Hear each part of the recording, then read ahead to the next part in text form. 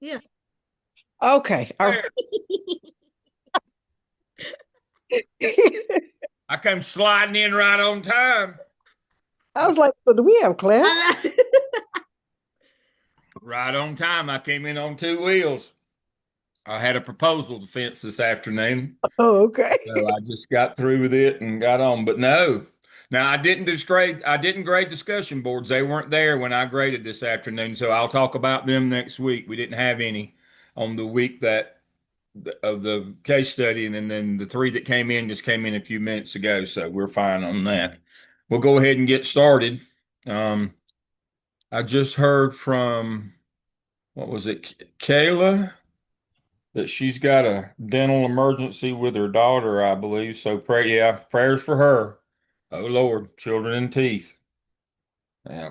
So we'll soldier on though. That's quite all right. Now remember, I record these sessions and I put them under that weekly tab under Zoom session, whatever. You can always go back and watch them there. And so, what'd you think about the case study last week? Did you learn anything? I learned I mean I got like different takes, I guess. Um that's what I learned. I guess different how we all as I guess educators one got to take the lens off a little bit. But then two actually do things by the book to not only protect ourselves but our teachers as well, And our and the kids. students. Yeah. Mm-hmm. Yeah. I And learned. so I'm glad that Diamond started, and we'll let me throw in. She wrote as good a reflection of case study one that I've ever seen. She is the star of the week on the case study reflections. It was great. She brought the law in, the perspectives from the law. She brought in a supporting case where students' right to due process were reaffirmed 6 years later after the original case in 69, Tinker versus Des Moines. The Goss case came along 6 years later and specifically said these kids have rights. You can't just be jerking them up and doing any way you want to, like when I was in school. I wish that had come along when I was in school. They just used to jerk me up and beat the tar out of me regularly. I needed it, but there was no due process back then, and it was a different place. It's a lot different than it is now. Um, in many ways, not better, different either. But she is the first one. So, LaFaith, you were going to jump in there. Please do. Don't let me cut y'all off. No, I was gonna say that I learned, like he told me, not to accept something that I don't agree with when I'm in the interview. Don't say no, even if I don't agree with it, but still say yes to it. Well, say yes, and if you want to follow up, say I would hope that as a part of the team that we could re-examine that. Mhm. I mean, that's how policies change. One of the worst things you can do is not follow them or law because then you have no legal leg to stand on. But you can always revisit policy. Now, our graduate dean, she's an EDCI lady, and I despise these EDCI people with a burning passion. Now, that's the irony of my life, though. I'm married to an EDCI lady. This past June was 40 years. I was old enough to know better when I got married. I've been married to the same woman for 40 years, and she's an EDCI person. They think differently than administrative people do, EDLS people. Um, but one thing that I really appreciate them is their policy wonks. They get down into the weeds on policy. I appreciate that about them. And what they do is if administratively we find something that's not working for kids, then we can involve them to get those policies changed because they're involved in that, and that's kind of our partnership is to do that. And so yeah, that don't say I won't just I'm just going to be defiant. We want to look at that. That's a good point. Thank you for that, LaFayette. That's a good point. We'll yeah, I'll follow it, but I'll have reservations, and I think we need to revisit it, which is a much more thoughtful way to look at that. Other than I'm just not going, I'm gonna pick and choose. If you think it's something that's not good for kids, we ought to look at it as a school district. We ought to get the policy wonks, the curriculum people involved. That's what they're there for. We're there to be the people who are at the point of contact that are operating things. And they need our feedback. And that's a good point. I like that a lot. And that's their role. And I'm appreciative of that. Our OMA stars for the week were Raquel, Kayla, and Courtney. They all have already did a great job on their chapter threes. And let me talk about when I say it's a good, they did a good job. That's just generic. What I liked about Kayla's post was, while the expectations for planning and PLCs are not expressly embedded in the master schedule, there needs to be some norms and values and guidelines on those that accompany the master schedule. All right, we're giving you these planning times in your master schedule. This is the expectation of what you'd be doing during that time. I love that. I mean, if you don't do that, then they're at Walmart shopping during their planning period. Now, I've had that to happen. I was a junior high principal in Charlotte, and Walmart was at the end of our driveway. I mean, literally at the end of our driveway on Eastway Drive. Our front drive was Biscayne, a little driveway that went up behind the shopping center. But Walmart was literally, or they'd be down at the food line buying lunch. I mean, it was in our front door. I mean, it was actually closer to the food line than our cafeteria. So what would teachers do? They'd go off down the front during their planning period. That's a bad look. When people in the community see your employees out in the community when they're supposed to be at work working, supervising, teaching kids, that's a bad look. So that's an extreme example. But also when we say PLCs, we need to define what that is and what the expectation of that is. I like that. Courtney followed up with that on planning time as well, that we need to be more definitive on that. And then what I liked about Raquel's post, or his task three, when he talked about the schedule, is meeting the needs of all the kids, EC and regular. With this inclusion model, the teachers are in the rooms, and we're not getting the services to kids that they need. We need to design a schedule now. Raquel is beating my drum over here. He's beating my drum. He's my man. In that, which programs do we have to schedule first? Federal programs, because they're the hardest and they're the most stringent. They're the most restrictive in terms of meeting those legal guidelines. And what happens is when you schedule the whole school and then you just throw in EC at the end, that's what you get. That's about your process, and that's why I wanted to bring that one out. Obviously, their process did not put EC as a priority. I don't want to speak badly of anybody, but the whole idea is you're to assess the scheduling process. How did we get to this schedule where we're not meeting the needs of these kids? Well, you didn't put them as a priority. Federal programs have to be your number one priority when scheduling a school. Federal programs come first, then your state laws, then your local policies on like length of courses, length of time, how much reading time, how much remediation, those kinds of things. Then your EVOS scores, who teaches what, and then teacher input on what kids ought not be together, not which courses they ought to get to teach. And so Raquel highlighted the part where if you don't start with them in mind and build everything else around them, then they get left out. And that's when you get lawsuits, parents pitching a fit, the advocates and the attorneys, flooding the school board, having to go to court every week. I used to. The only good thing about the before they moved the old Ed Center, before they moved over to the government center, which made it even easier. We had to, you had to go to court, but I could walk through the back of Marshall Park and cross, try not to get run over on 4th Street and go over to the courthouse because I stayed over there all the time over EC. The counsel for children in Charlotte kept us in court all the time over not meeting the IEPs of EC kids. And, I used to have to go every week because that was, it was under my purview. So I had to go every week, getting to go over there and get my whipping. Lutrosh should beat me up every week. Um, and $6,000 fine every week, just regular as rain for not meeting some kids' needs. Well, that drilled in me over the years that we could fix this if we understood the scheduling process. We could fix this. And he's exactly right. The kids there are not getting their needs met because it was not a priority in the schedule. And so that's a great catch. I love that.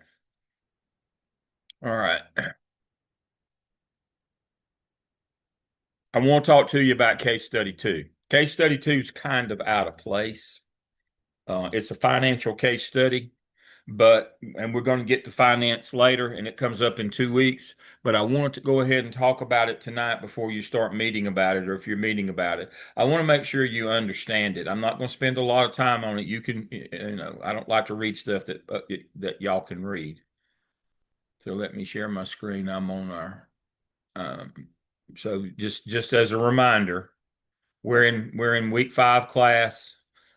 Here are our discussion boards for next week that go along with tonight's material. And then technology, and then case study 2 is a financial case study, but it touches everything that we do. And so I want to talk about it, but that's the upcoming schedule. I put it here because we need to start having a conversation about school funding, because it's going to be relevant to some of the other materials that we'll get. So I always have it second. But what I need you to understand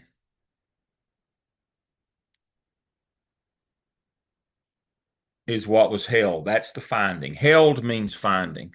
I don't know that I can make that any bigger unless I download it. Let me download it so that we can all see it. All right. So case study 2.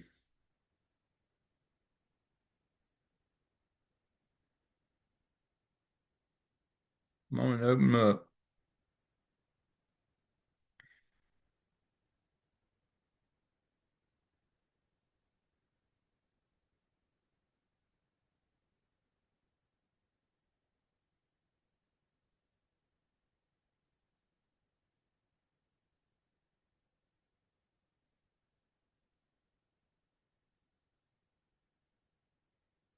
All right. So what is the Leandro case? All right. So I'll stop my sharing, so we'll talk a minute.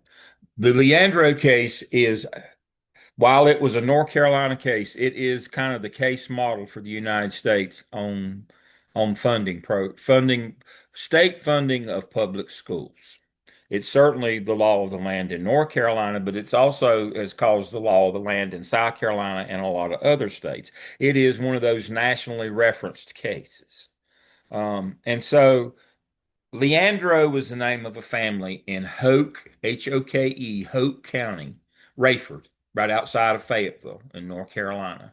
They sued their district, Hoke County, and 4 other low wealth districts in North Carolina, 5 of them together, sued the state of North Carolina over how schools are funded. This was in 1993. Full disclosure, I was on the legal team that represented the plaintiffs. All right, through the Institute of Government at Chapel Hill. I'm a Chapel Hill. I got my doctorate at Chapel Hill, and so I worked with them at that. I had finished by then, but I still worked out of the Institute of Government, the law center there. It used to be on campus over there in a little white building on campus. They moved it to the Friday Center now, so it's not on campus. But that's where the Institute of Government is. So if you have somebody that gets elected sheriff or dog catcher or county commissioner, that's where they go and get trained in North Carolina. And so I worked with them out of there, and so was comprised part of the legal team in the Leandro case. We were supporting the plaintiffs, and what they sued the state over was how that the money comes to the local districts from the state. So you have three streams of funding that come into your building, and you have your money that you make, bake sales, car wash, candy sales, whatever, If you're in Eastern North Carolina, you have a barbecue, and Western North Carolina, you have a womanless wedding. We used to have those, or a donkey basketball game, or whatever you have to raise money. But that's not a funding stream that comes in.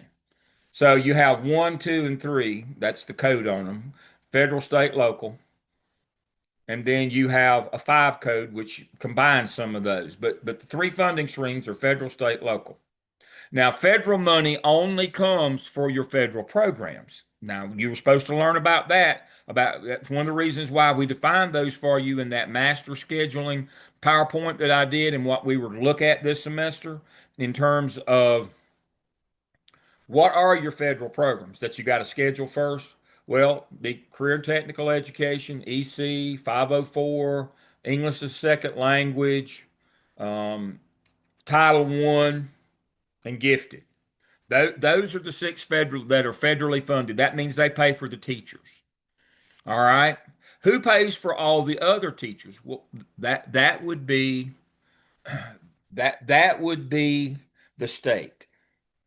And who pays for facilities, capital, buildings and grounds? That would be the local. Now, as we've talked before, school boards in North and South Carolina are unempowered. They can't levy taxes and fund their own budget. They have to go to the county commissioners. The county commissioners have to give them money for schools. Now, they can give them just enough to pay for the capital, or they can add money to that to buy extra teachers, reduce class size, buy educational programs and those kinds of things. So, at that time, the state of North Carolina was allotting $7,000 per student. We've talked about that before. You don't get it all up front. You get it in 10 installments, and they subtract the attendance or the absenteeism. Well, they give everybody in the state the same. The plaintiffs argued that high wealth districts can add more money to educating kids, not just pay for capital.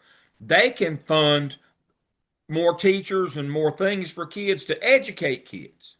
At that time, Charlotte Mecklenburg was spending, not counting capital, they were adding another $4,000 per pupil to add additional teachers and resources. So they were spending $11,000 per pupil to educate a child, not counting capital. We've talked about that before. That's buildings and grounds, technology. But counties like Hope were only spending $7,000.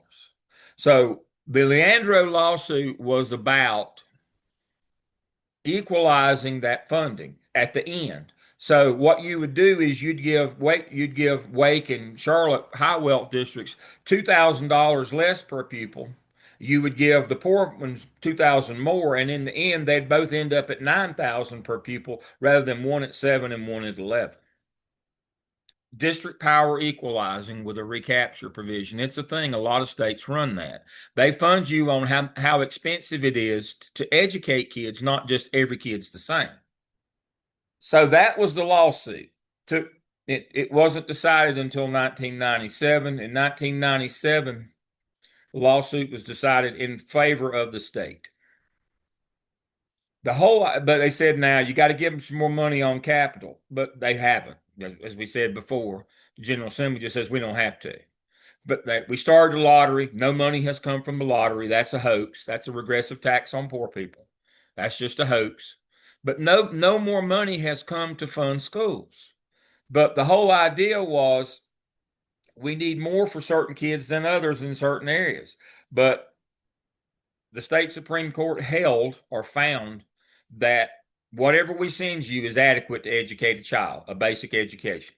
And somebody said, well, how do you define whatever we send you is adequate? That's what we're telling you. This is what a basic education costs. We don't have to have a formula. We don't have to prove this. We don't have to show any evidence. Whatever we send you is what it costs. That's for a basic education. And that's all you get.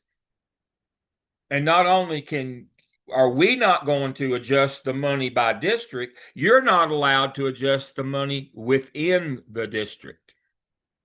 So I've had students who thought, well, Leandro, the plaintiffs won because the judge said you had to give them more money. No, The issue was the funding formula. It did not change. And that money that we were supposed to get, it never showed up. What was it Wested said 2 years ago? That they're $2 billion behind?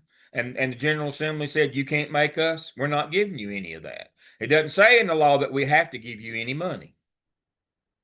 And we're not going to. The law said we don't have to adjust the formula, so we're not going to. And we're not made to show cause or proof that what we give you is enough for a basic education either. So whatever we give you is what you get, and you can't manipulate that. So let's read what the court held. This is, in their words.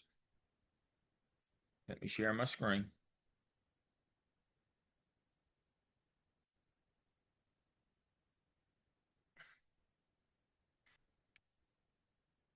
A unanimous court stated that neither school districts nor counties have any constitutional right to equal funding. But the court then went on to rule that children, indeed all children, have a fundamental stake to the opportunity to receive a sound basic education. Just a sound basic education. That's all we have to do. That wasn't like they were giving them something extra. That's all you get. What they meant was that's all you get. You get the bare minimum.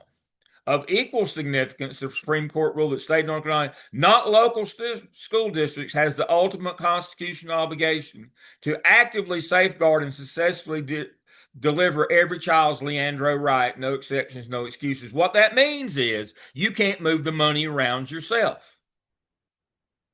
And then they define these just ridiculous in terms of when pressed. This is what they said that the basic education is right here. Now, there's no metrics. There's no way to measure this, if kids are getting it or not, or if this is sufficient. They said this is all they get right here. Sufficient ability to read and write and speak the English language, and a sufficient knowledge of fundamental math and physical science. That's it. Read and write, just a little bit of reading, just enough to get by. Geography, history, basic economic, political systems to make informed choices. Sufficient skills to enable students to engage in post-secondary education. Sufficient to enable a student to compete on an equal basis with other lowly educated kids. So, understand, the Leandro plaintiffs did not win. They lost. The funding formula is not changed. The rich get richer, the poor get poorer. But they also, what really tied the hands of local school districts, you can't take and shift money from the rich side of town to the poor side of town. Money follows the kids. Now, the latest adventure in that was in Chapel Hill, Carrboro. The superintendent got fired there during the pandemic, maybe right in 2001 or 2002. 21 or 22. The superintendent there got fired. I think I have that link to that article. If not, you can Google Chapel Hill Superintendent Baldwin fired. So what she did was, if you know anything about Chapel Hill, Carrboro, Chapel Hill's white, rich, and affluent. Carrboro's not. And so she was trying to shift some of the money from the Chapel Hill side to the Carrboro side. Well, there was a retired principal that had a grandchild on the Chapel Hill side, and she knew the law and pitched a fit, and they found out. And so they fired everybody, CFO, the superintendent, everybody, or they let her resign or whatever. But anyway, the whole notion was, the way she got around it was she hired a consulting firm to bring in teachers and resources rather than hiring, because who hires and fires people? Not the principal, not the superintendent. Who does that? The board, the school board. And so she knew that she couldn't send a slate of teacher candidates up in front of the board to hire more teachers or bring in facilitators or coaches. So she hired a consulting firm, and she did a contract. Now, the board where she is in Chapel Hill allows the superintendent to spend up to $90,000 without approval. But so she wrote $1 million contract and did it $89,999 at a time. You can only do that one time, and she was doing it every month though. And she got caught and got fired. And so that's the latest adventure that we've had in North Carolina of trying to equalize funding within a district. So Leandro found that we're not changing the funding formula. You only get a basic education. You have no right to equal funding. according to where you live, and we will not regulate the money, nor is the local allowed to regulate the money. That's the legal background of the case that I'm having you look at, because I want us to start looking at how schools are funded, because that kind of controls everything. Now, the case that you have for case study 2 is about a superintendent who ran a pilot program. Now, the way he was able to run a pilot program, again, was with local funds. That discretionary money that superintendents have up to $90,000, he ran a little pilot program, and then he's going to do a rollout where they're going to vary the amount of funding by the type of kids that you have in your building. And so the idea is this legal? Can he do this? Um, as you read through it, I mean, this one's going to pull at your heartstrings, because his rationale and what he wants to do is absolutely what needs to be done. But the question is it the right or ethical thing to do? Is it the legal thing to do, according to the law as you know it, in terms of the Leandro decision? And of course, the answer is no, it's not legal. It's right, but it's not legal. Now, we've mounted a number of challenges since Leandro, but it's still, when you have a supermajority of one party that basically is trying to drive all the traffic out of public schools, we're not going to do anything to fund or help them. And that's where we are right now. So while you might support what the superintendent's trying to do, and absolutely you should, you're gonna at the end have to find, the legal documentation that nope, this is not legal. This is not legal. His heart's in the right place, but we can't do this legally. And if he does, he'll end up getting fired pretty quickly. Pretty quickly. And the Baldwin case is the perfect example of what I'm talking about in Chapel Hill. So that's case study 2. You need to start digging into Leander. I've got some links. There's a documentary. There's been on YouTube. There's all kinds of stuff out there about the Leandro case. It's a big deal. It's a big deal. Now, full disclosure, 32 years later, I'm still mad about it. I hate to lose, number one, but what I hate is that kids lost. Kids lost because of this. But that's how it goes. You win some, you lose some. But this one we should never walk away from this one. We need more money for certain kids to give them an opportunity. It's harder and more expensive to educate some children. I've got I told you I had a dissertation proposal this afternoon. Carter, he's my doctoral student. He's at Cherokee High School in Gaffney. And we're looking at the efficacy, of the interventions that they're doing there, to try to, it's a rural poor, trying to get more support to kids. I mean, we're still, I mean, that's important today. This is not 35 years old. This is important today. We're trying to look at the interventions to see if they're working and what we could do to do better. South Carolina, is down in the Louisiana and Mississippi range on percentage of kids dropping out and not graduating from high school. What are we doing are these interventions we're doing working or not? We need to be finding out. Obviously, our numbers say they're not working. So we need to be in this. Now, we say, but Dale, that's a social. I thought you said you don't like social justice causes. I don't like them, but if there's a problem that we can relate back to the school district and to the school business as a leadership topic. See, his problem is dropouts. What are we doing to prevent dropouts? Why don't we want dropouts? Well, they commit crime. In South Carolina, 95% of the kids, the young adults between 18 and 24, 95% of 18 to 24-year-olds that committed a serious crime in South Carolina last year were a high school dropout. Let me say that again. 95% of the 18 to 20-year-olds that committed a serious crime last year dropped out of high school. That should be your first problem right there. That's the school to prison pipeline. Second problem, they're not they're not contributing to the workforce.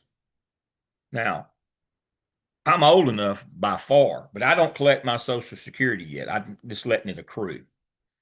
Um, But see, I need for y'all all to get good jobs because you're going to pay into the system to pay my check every month when I start drawing, and I'm going to get a big check because I waited way past my time. And you know, the more after you pass your time, every year after that, boy, it just about doubles your payout. So I'm just letting mine ride. I've got, I'm just double down. I'm letting mine ride. I'm gonna see how big it can get. And so, but the whole notion of Social Security, you got to understand, is you pay for the people who came before you, and the people behind you have got to pay for you.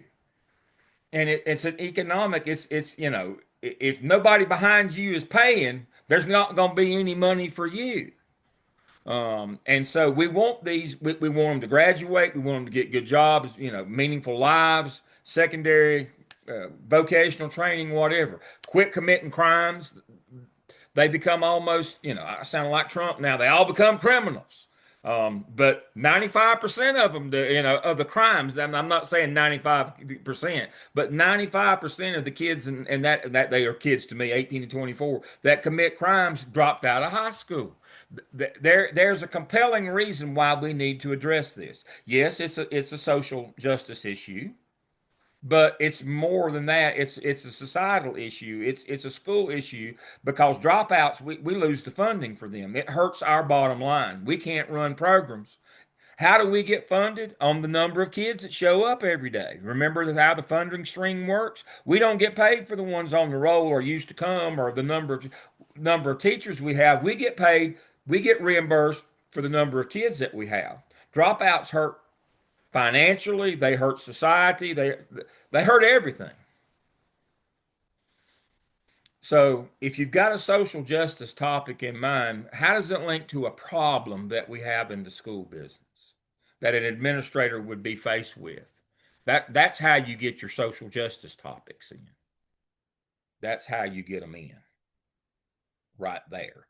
So if you're thinking about I'm gonna go to the doctoral, I'm gonna continue on, I'm gonna continue my leadership journey, which will culminate in a doctoral program because I want to change the world.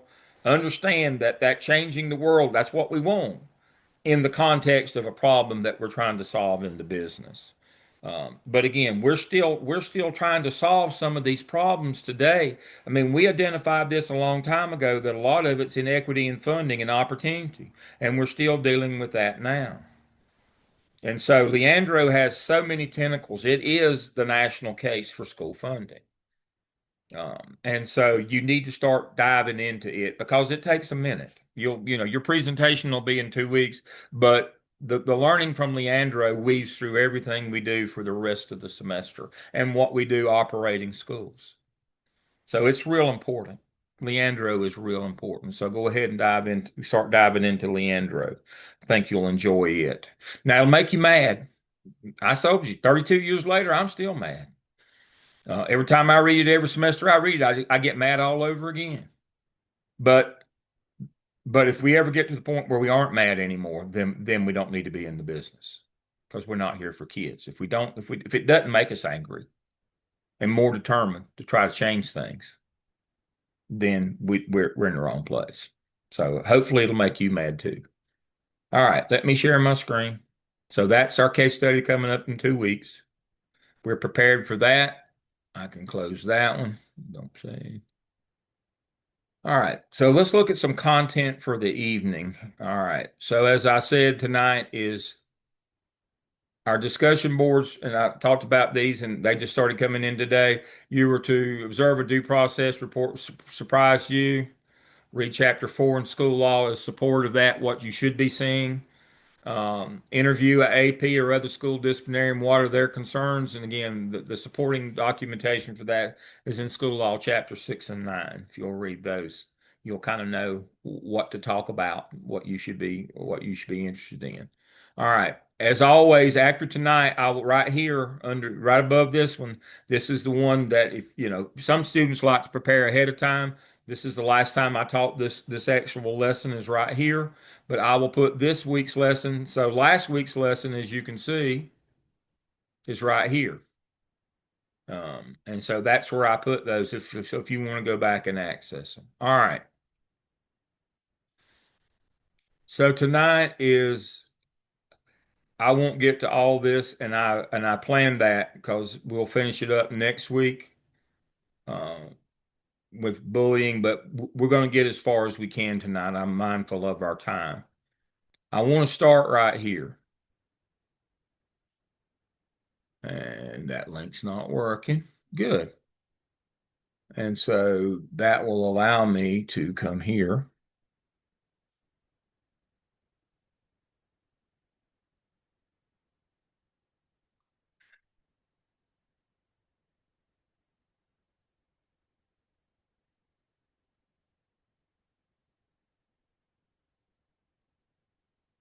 Here we go. No.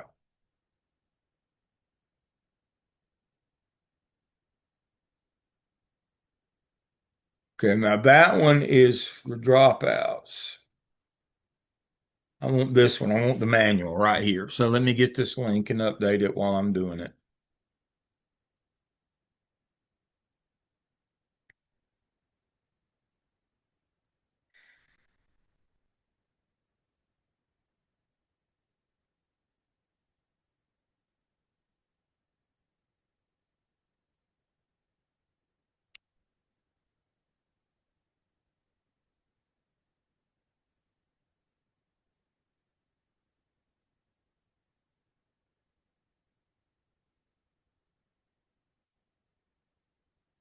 All right, let's see if it works now.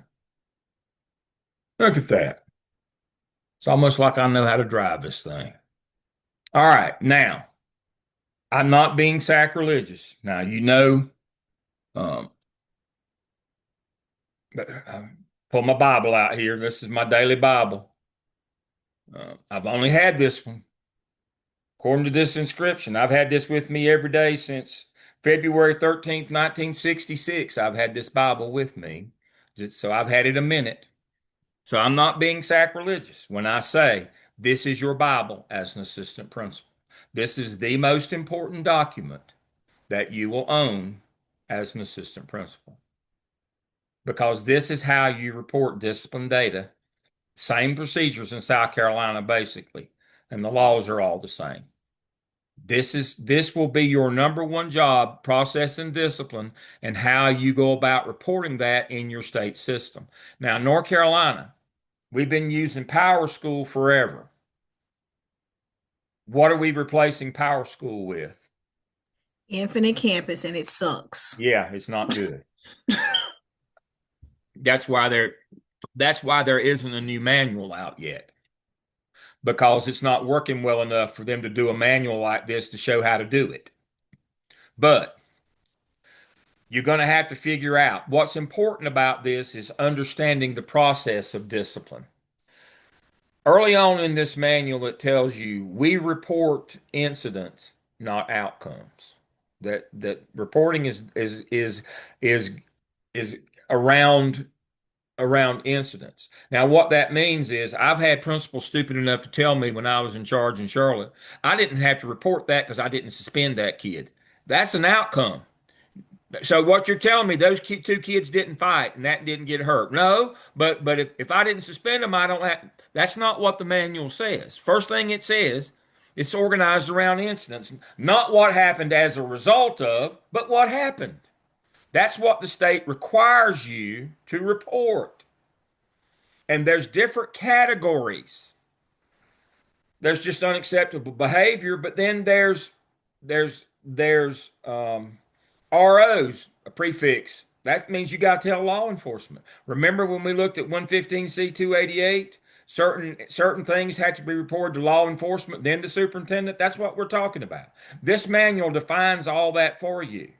And it gives you gruesome details on the acts of crime and violence so that you won't underreport them, and then their parents go to the police or the magistrate, get a warrant, and then the news media wants to know why y'all are allowing schools to be havens for criminality.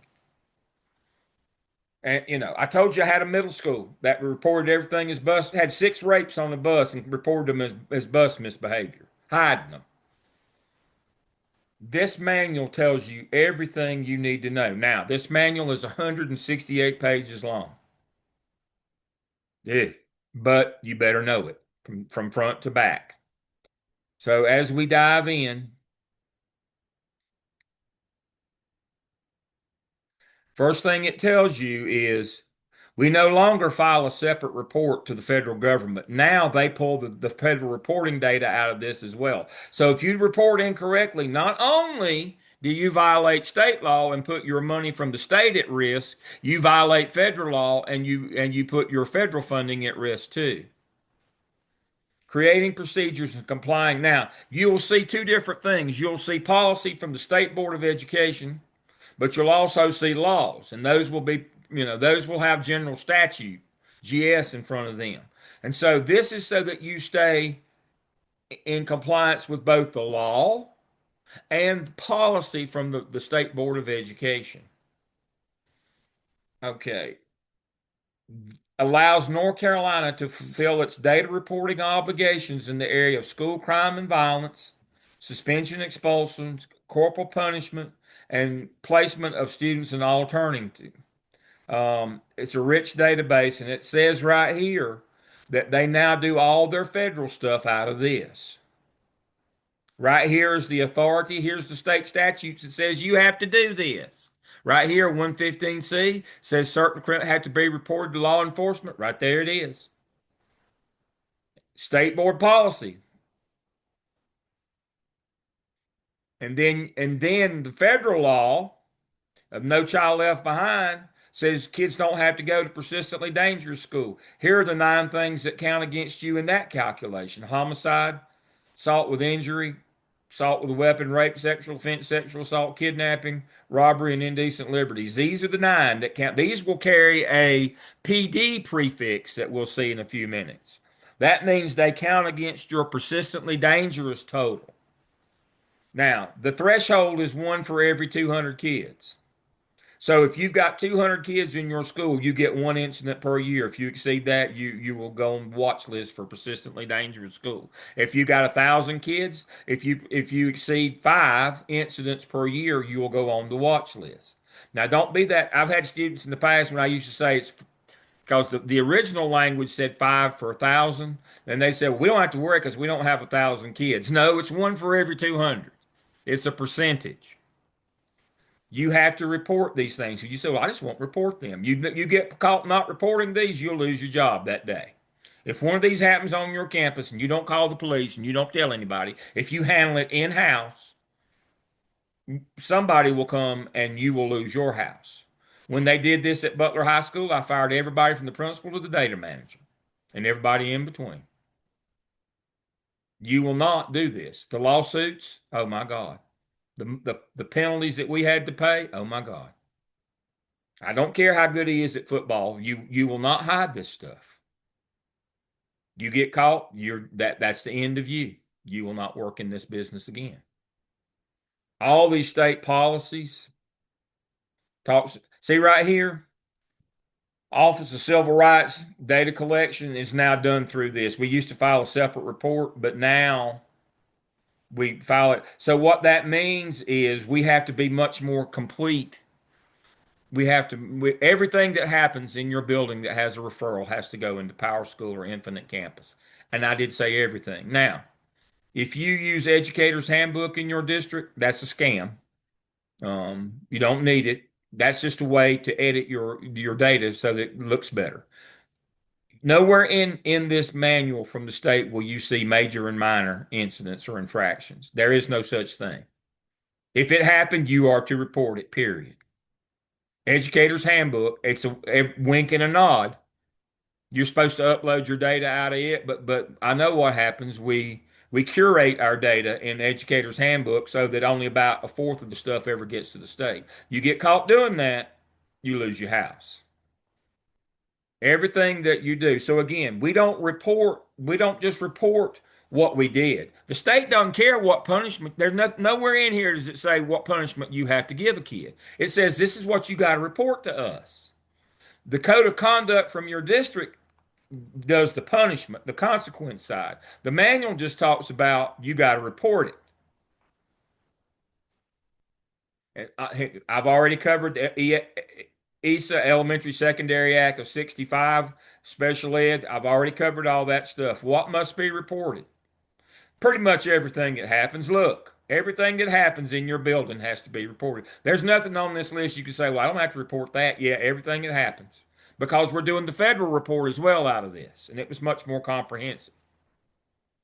Everything on this list right here has to be reported to the state. Everything.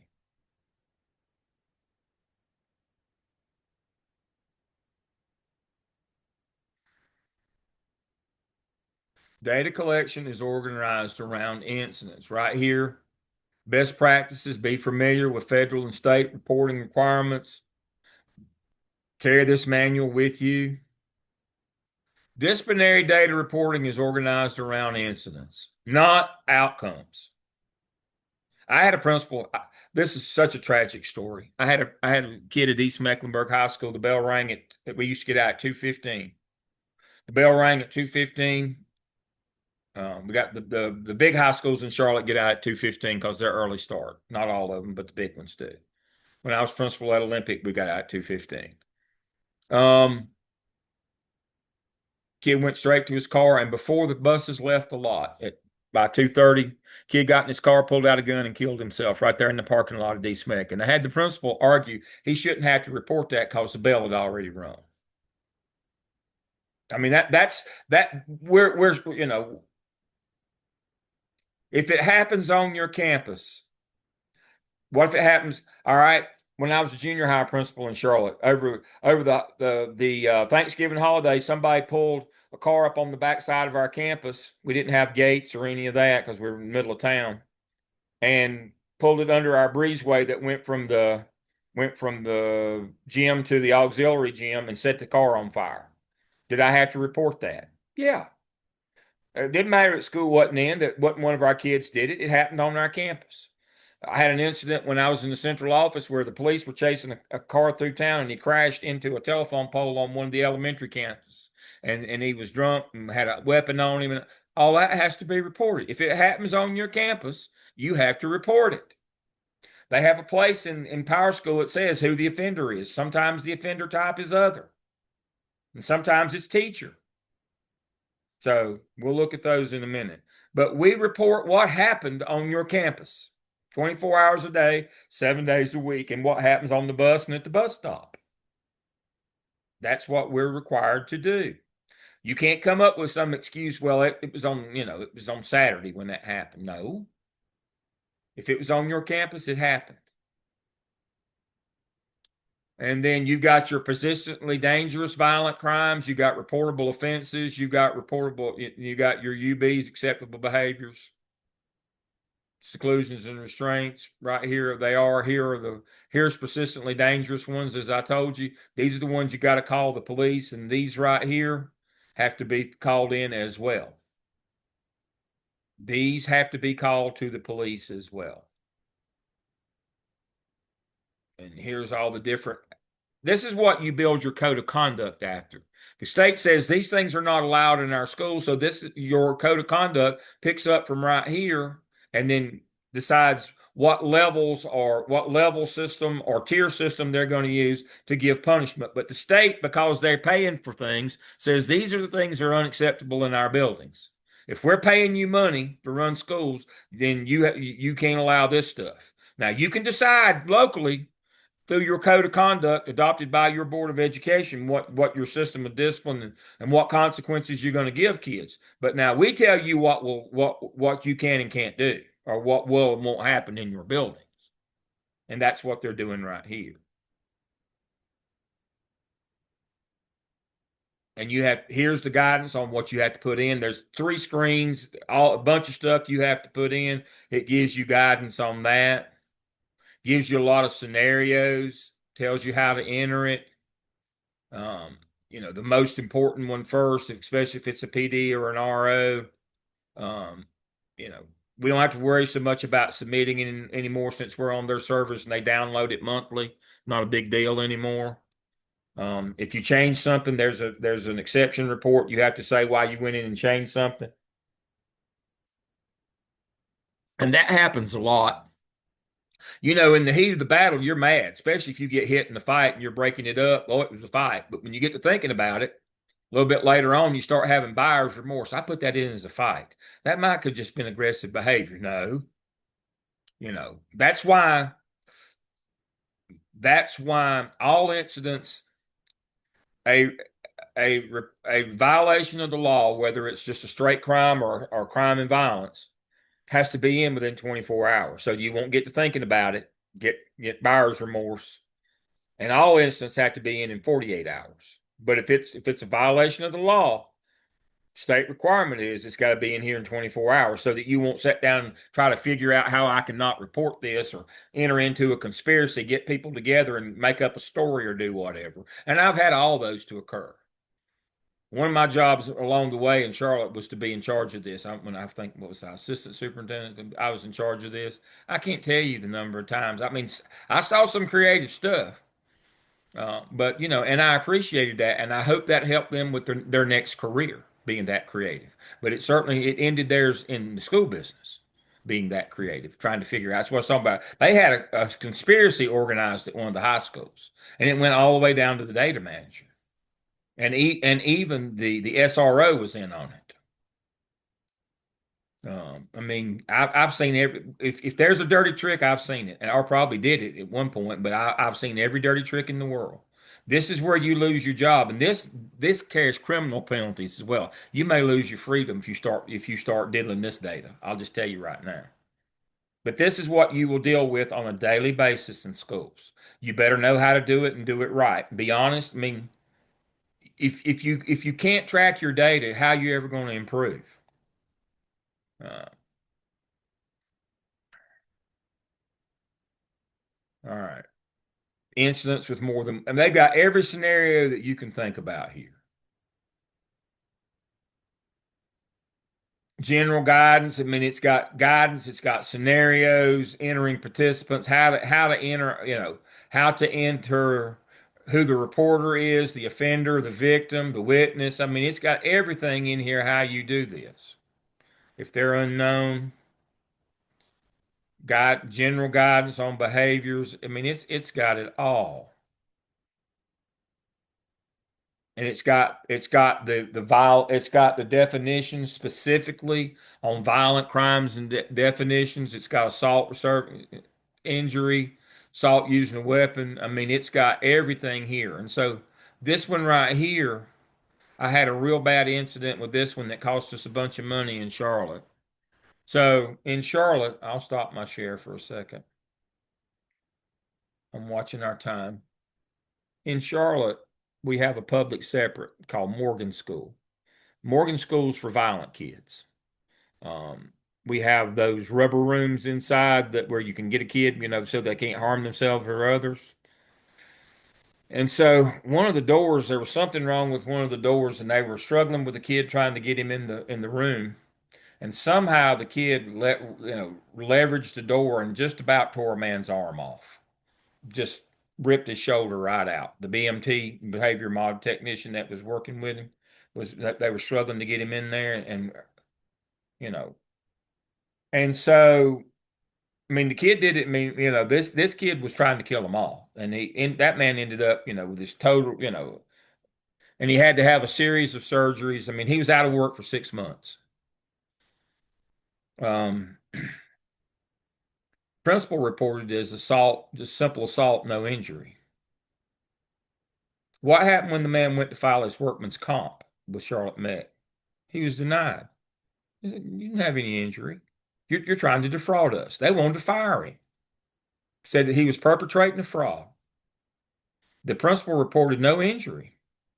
And when I went over there, you know, a few minutes later, and I found, why? Well, it would put us over our total. Said he'll be all right eventually. I mean, what do you mean he'll be all right eventually? Was he, you know, the man was out of work, had multiple surgeries, and you said that was no injury. Well, eventually he'll be okay. I can't make that up. That's the kind of stuff I'm talking about. There's more to this. What happens if you just put it down as not nothing happened? Then the parents, within 90 days, what can any parent do that has a child that's been hurt? They can go to a magistrate and take out and file charges. And all of a sudden, the police go investigate and come, and find out, well, yeah, something did happen. Come back to your school. There's no records on that. I even had one of the principals at one of the small high schools put it in where, what was it the kid did? Oh, he's the one that body slammed the campus security associate in the mall at Garinger and paralyzed him. I'm not making this up. He body slammed the one. We have campus security associates. You know, they're not armed, but they're like the security forces. He body slammed one of them. He had a gun on him, but they were in a struggle for the gun, and he had a gun on him. He had the gun out. The security guard, the campus security associate, tackled him and was in a struggle to try to get the gun from him, and the kid slammed him and paralyzed him on the floor. And of course, we went through all that, and we had the kid up for exclusion. And the principal had snuck back in and taken it out after we'd already processed it and put the kid out and did all the paperwork. She went back in for the end of the year and took it out so it wouldn't show up on her total because it was going to put her over for the year. Can I ask you about an incident that happened over the weekend? Sure. So I don't not really sure how familiar you are with it, but it has been over the news. Smith had an athlete that punched the referee on Friday night. I read it. And well, I had, I still got those babies. So I went to the hospital with some of them that got those concussions. And so as a principal, and it was crazy because we were talking about Bobby and NCHSAA and all that stuff. Is this can't be considered double jeopardy if he gets, because right now the kid isn't even suspended from school yet. So like, where does that go? Because that's still like an assault. Well, I mean, as a result, I mean, what has to happen is if you have a credible witness statement, you have to charge him with assault. Well, according to sources, the referee is supposed to be pressing charges against said student. But I guess my question is, as a principal, because right now the AD is all over the place because he's like, what in the world? But as a principal and administrator, how do you handle that student? Because it was at an athletic event, which you are representing. You do a suspension. You do whatever suspension that would you give for any assault on campus. Okay. You don't become a protected class when you become an athlete or that you're playing on Friday night. You were still on school property at a school event. So that's just kind of like, what if it had been an away game? It was an away game. Again. Oh, okay. So, but that was one of the things I was going to say. Now, if you're a high school, this is going to be most relevant if you've got a DECA club. That's the drinkingest crowd I've ever seen. Every time they go to Atlanta, they all drunk when they go. And then I've had people say, well, they weren't on campus. No, but it was a school-sponsored activity. You still got to count it, even if it was an away game or even if you're in Atlanta at the DECA convention. They're always drinking. So, yes, you have to report that in Power School or Infinite Campus. That would be an assault. Now, whether it's a simple assault or with injury, you have to adjudicate, the man, how bad was he hurt? And that's where that adjudication comes in is if it's assault with serious injury, then that's persistently dangerous, and that carries a much stiffer penalty than just a simple assault. But see, now you could put it down as assault on school personnel, but you can't hide behind if he's hurt. It goes up to assault with injury, which is a persistently dangerous. So let's look at that right quick. That's a good question right here. See, I've had them hide behind this too. Violent crimes. Now, assault on school personnel is while it's an act of crime, it's not considered an act of violence. It doesn't count against your total. So what they may try to do to not count it is count it as assault on school personnel. Now, a referee is school personnel. But if he was seriously injured, then you have to go to the next category up. You don't start at the low, you start at the high and work your way down.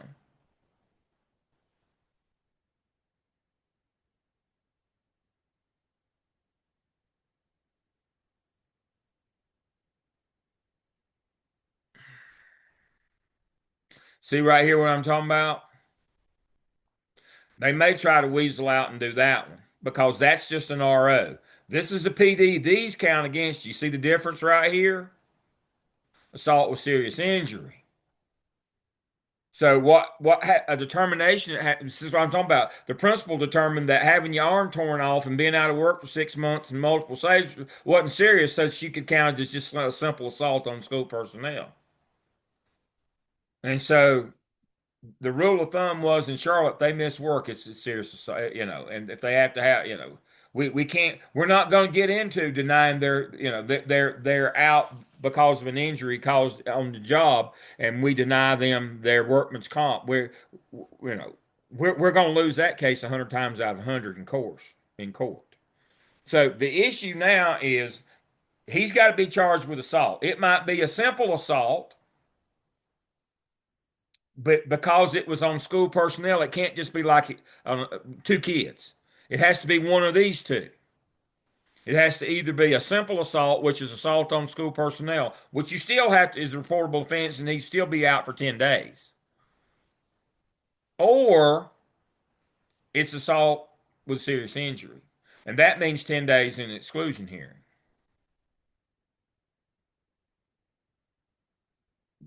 It's according to what they decide. But yeah, I read about that one. That was a mess. So to kind of conclude tonight, this is what I wanted to get to. This is the most. If you read this thing and understand it, you will be a genius. But this has got everything you ever wanted to know.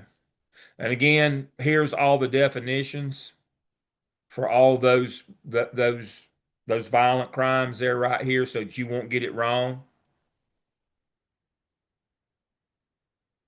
Right here, assault on school officials. Right here it is. And then they had assault with, let's see what assault with injury says.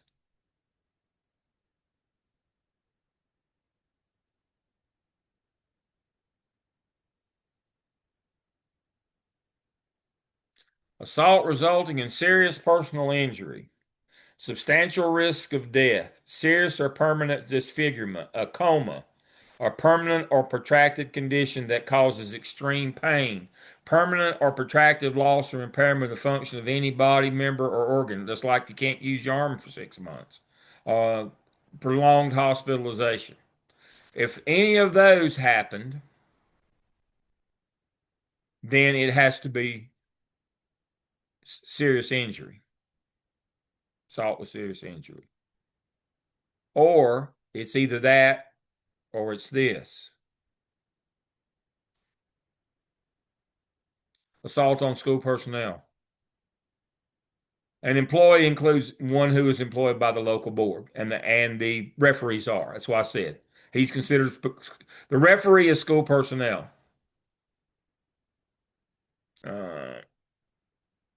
And it doesn't include use of a weapon or serious injury. You can't. It's what they're telling you. You can't use this to hide if that happened. They even had to put that in there because everybody was using this one to hide from the assault with injury, just like the principal did with the guy that tore his arm off. They tell you you're not allowed to use this one to hide a serious injury. Tells you right here. So I said this got everything in it.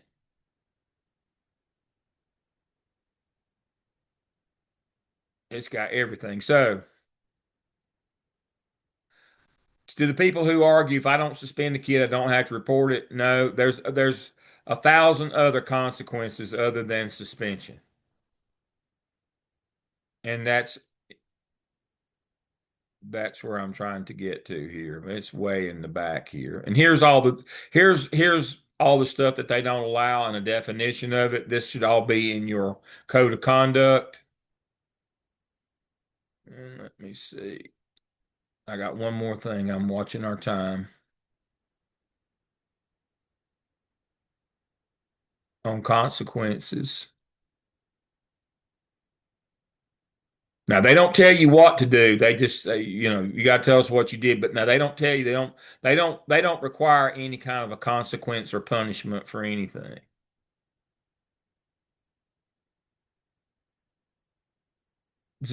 Right here, zero tolerance expulsions. If you have one of them, they're against the law.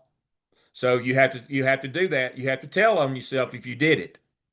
It's because it's federal. It tells you that right here that you can't do that because it's a violation of federal law. That was from our last case study. Action types. That's what we're talking about. All these things are action types. Does it say you only have to report if you suspended them?